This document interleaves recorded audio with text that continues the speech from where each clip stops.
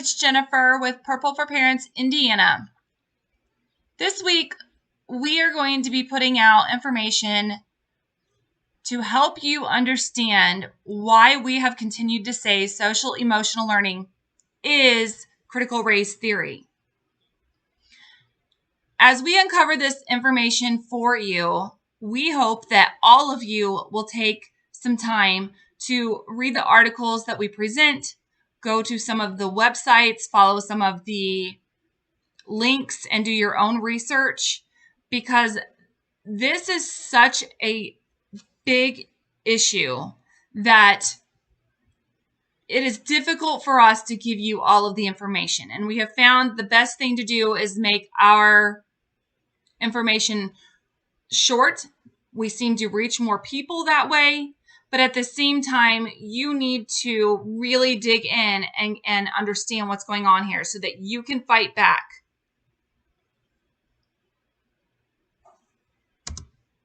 Okay. Critical race theory, CRT, is not in the Indiana Department of Education standards. It is in the competencies of social emotional learning. So while people are on this mission to ban critical race theory curriculum, we would tell you that that's a good cause, but it doesn't really matter because critical race theory, the ideology of it, is already in the schools. They are evaluating the schools based on the lens of a critical race theorist. They are influencing your children to adopt the ideology of CRT. And so really, it doesn't matter if they bring in a curriculum that teaches them what it is. I might even argue it's more effective if they just do what they're doing right now, which is bringing it in through the school in a deceptive way and influencing your children so that once you finally see it, it's too late, which is what they want to do anyways. So again, when the superintendents or school boards come out and say, we don't use critical race theory, it's not in the standards, say, yes, we know it's not in the standards. It is in the social emotional learning competencies, and make them answer for it.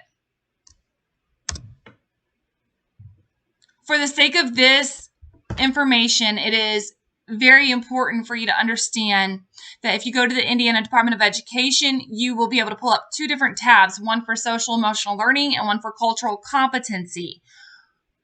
However, these two things are not separate. They work together, and throughout this week, I will continue to give you examples of that and show you that, but since they are in separate tabs, I want to make sure that we're very clear that these two go directly together.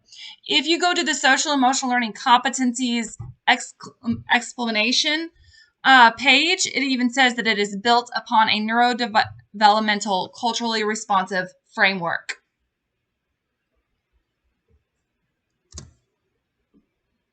Okay, today I'm going to focus on the cultural competencies part because there were many different paths that I could have taken to show you that social emotional learning is critical race theory, but I wanted to do something that would bring it right here, right home to Indiana. So right on their page, they say culturally responsive teaching is a pedagogy that recognizes the importance of including students' cultural references in all aspects of learning.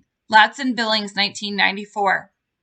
So I have done a lot of research on the contributors of social emotional learning, the funders, but this one is extremely important because Latson Billings, Gloria Latson Billings, her ideology, which is critical race theory, is the foundation for the transformative social emotional learning that we use in our schools today.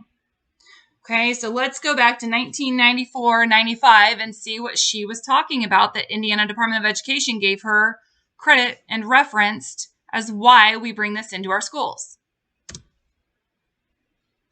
Gloria Latson Billings in 94 and 95 produced two articles.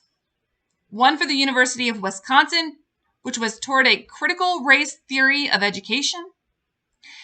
And the second one for the American Educational Research Journal toward a theory of culturally relevant pedagogy.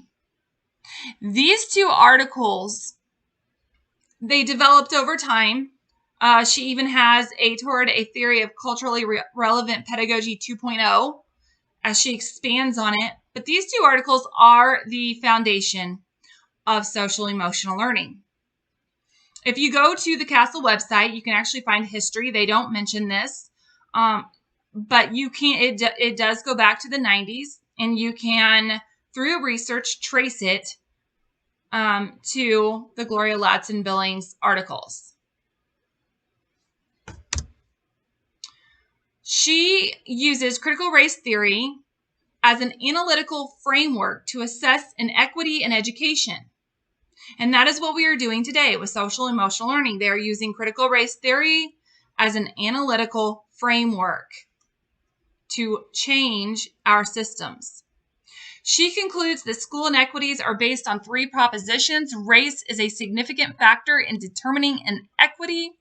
Our society is based on property rights. Intersection of race and property creates a tool to understand social inequity. The critical race theory uses 5 tenets to uncover the ingrained societal disparities that support a system of privilege and oppression. Culturally relevant teaching must address the tenets of CRT inequities by developing self, social relations, and knowledge. That's an important point because if you think about the framework from SEL and the competencies or the skills that they seek to influence your children with, it is the development of their self, their social relations, and the knowledge that they acquire and act on. Gloria Ladson-Billings is referenced many times in the article that was used to create the transformative social and emotional learning framework. Okay, all of this is on their CASEL website, but equity and social and emotional learning, a cultural analysis, and her research and her ideology is the basis for the creation of this transformative SEL that we use in our schools today. I'm going to play a couple video clips just so you can get kind of a brief explanation of her and where she stands. But I think it would be very useful if you take some time, go to YouTube or wherever and search her name with critical race theory, with education and cultural competency, because you will, it's eye-opening. I've watched hours and hours of it, and she is dug in deep with this ideology, and this is what our social emotional learning is based on. Ruffin, and I'm a visiting assistant professor in the Department of Education here at UNC Asheville. It is a great pleasure to welcome Dr. Ladson-Billings to UNCA Asheville, as well as to introduce her to you. Dr. Ladson-Billings is the Kellner Family Professor of Urban Education at the University of Wisconsin in Madison. And she is a national leader in the field of education, particularly in the area of culturally relevant teaching and in understanding and addressing the achievement gap in schools. Her work blends empirical work, seeking to understand what makes teachers effective in leading all students to learn, with a theoretical work on critical race theory and its application to the classroom.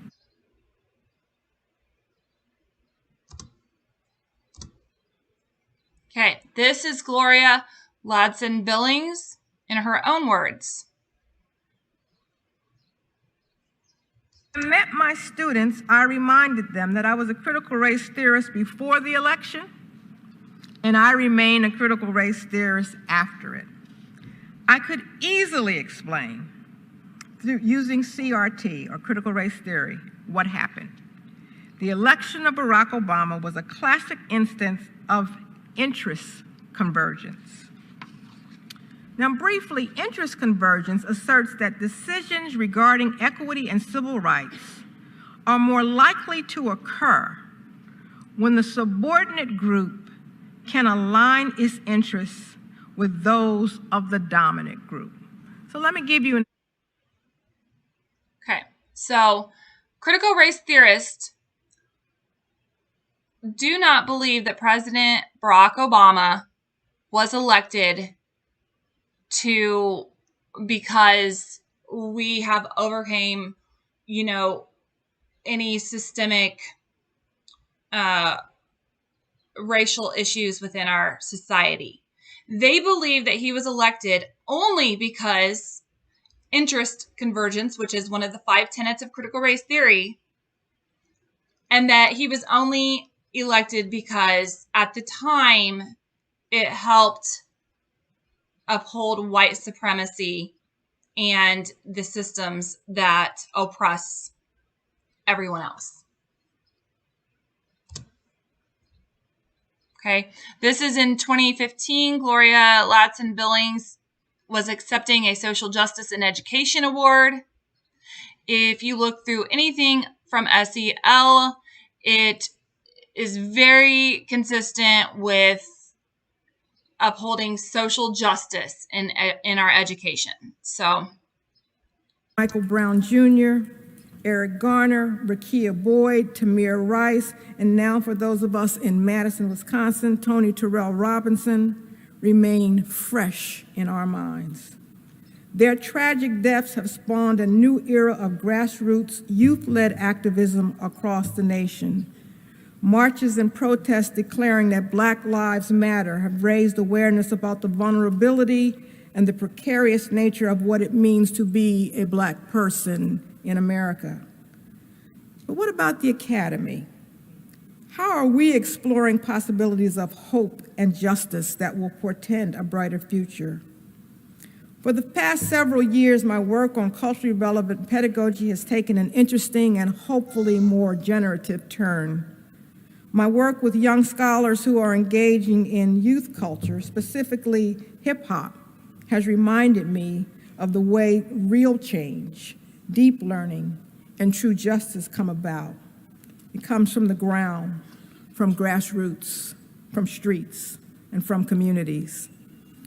My colleague at the okay, so they understand that in order to change our country, they must get a hold of our children. That is why the social emotional learning came into our schools. Okay, they use SEL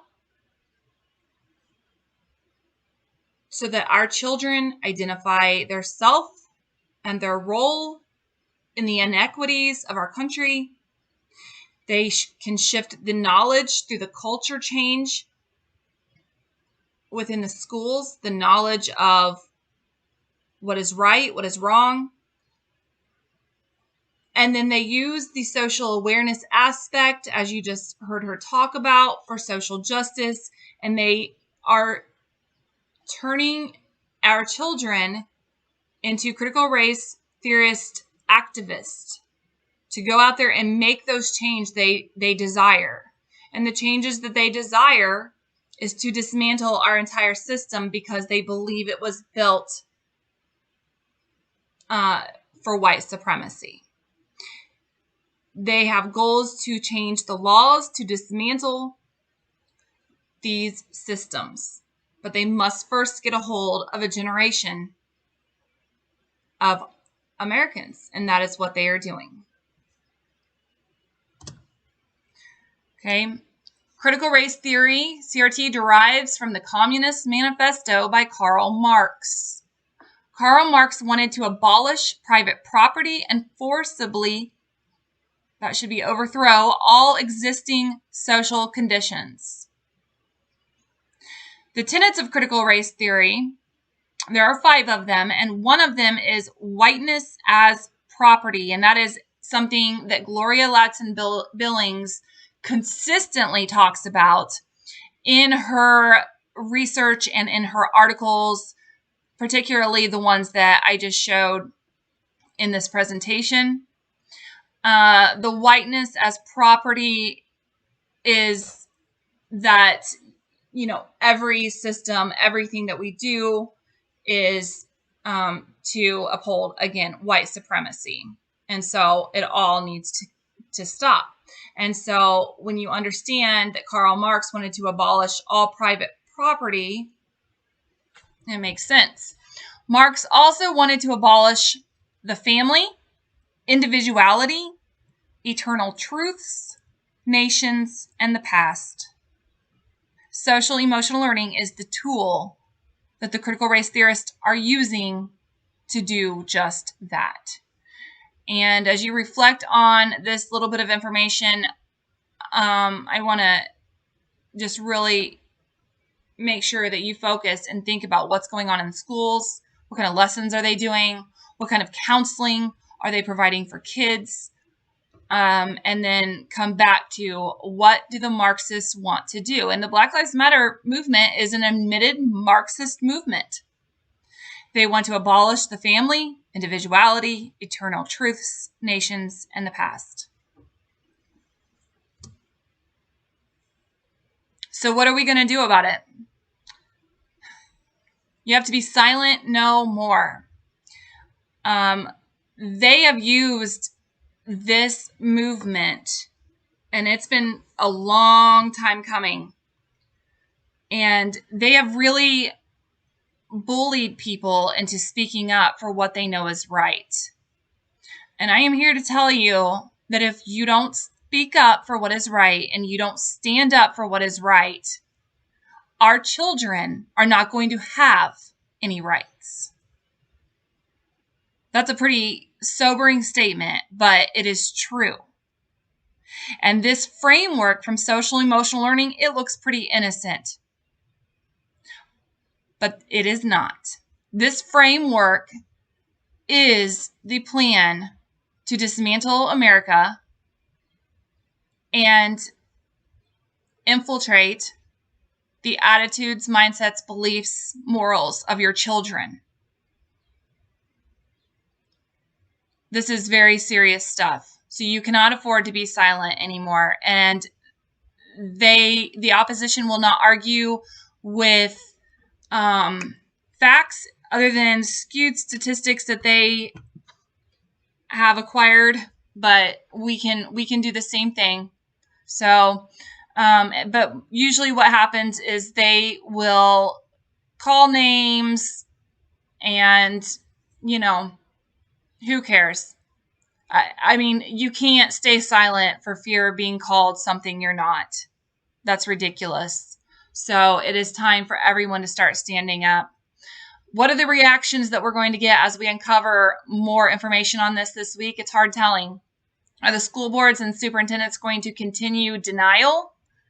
Full denial? Partial denial? Some of them have said, well, if you show them some information about how it is connected to critical race theory, they said, well, we only use social emotional learning. We only use the parts that are good for our school.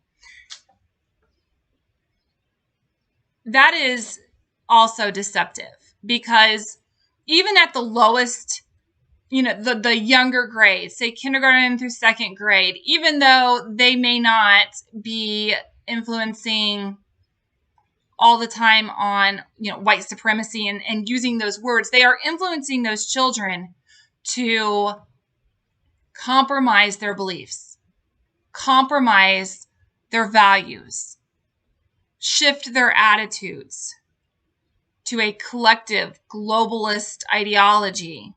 Okay, so it's all purposeful, the entire thing. And so if people in charge at the schools cannot see that, then they have no business making decisions for the education of our children. They need to step down. Are they going to admit it? Are they going, if they admit it, I'm waiting for one person out there in the state of Indiana, one that was involved in this, to come out and say, you know what, I was wrong. We were wrong, and we need to change this. Is there anybody left with any integrity? The school board members of our communities, they had to approve these programs. The school board members are members of our communities. Is this something that they want on their shoulders? To look at parents and say, yeah, we took the grant money and we brought in this program, and it is a Marxist movement to destroy the future of your children. Is that really what they want on their shoulders?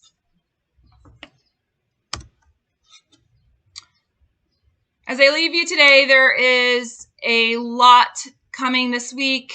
It may take us a couple of weeks. I'm going to continue showing you the direct connections of critical race theory from the foundation that has been laid with Gloria Ladson Billings and others directly to the social emotional learning framework and how it all plays together and how they are deceiving you. But I do want to leave you with this last picture here. I think it's pretty telling. This was in a webinar from the Indiana Department of Education. Cultural competency, leading radical change.